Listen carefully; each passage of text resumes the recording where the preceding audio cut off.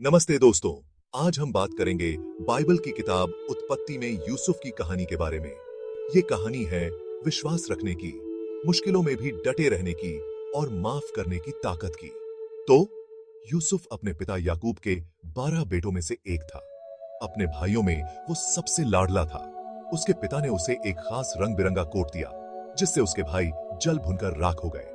अब यूसुफ को कुछ सपने आए जिनमें वो अपने भाइयों और माता पिता से भी ऊंचा दिखाई देता था।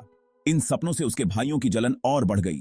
एक दिन उसके भाइयों ने मिलकर उसे मारने की साजिश रची, लेकिन फिर उसे एक गड्ढे में डालकर इश्माइली व्यापारियों को बेच दिया। अपने पिता से झूठ बोलकर कहा कि यूसुफ को जंगली जानवर ने मार डाला। मिस्र देश में यूसुफ को पोटीफर के घर में गुलाम बना दिया गया। पोटीफर की पत्नी ने यूसुफ पर झूठा इल्जाम लगाया और उसे जेल में डलवा दिया। जेल में यूसुफ ने फिरौन के 2 अफसरों के सपनों की सही व्याख्या की, जिससे फिरौन तक उसकी बात पहुंची।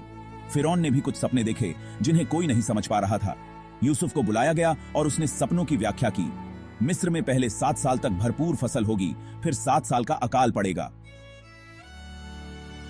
फिरौन ने यूसुफ को मिस्र का प्रधानमंत्री बना दिया और उसने अकाल से बचने की तैयारी शुरू कर दी।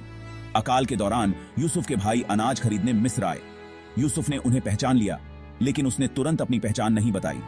आखिरकार उसने सबके सामने खुद को जाहिर किया और अपने परिवार को मिस्र में बसने का न्योता दिया।